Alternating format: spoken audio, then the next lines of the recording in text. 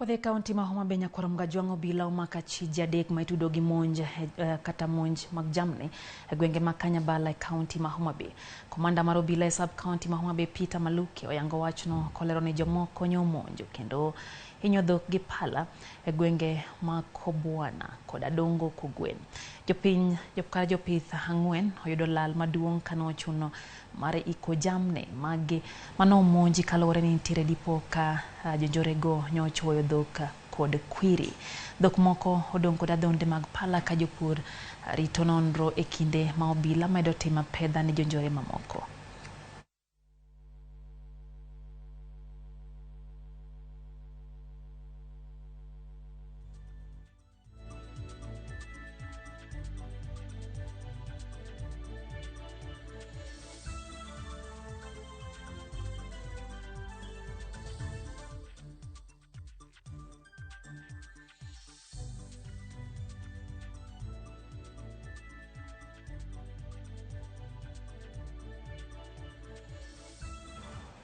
Jodak mamanga e kar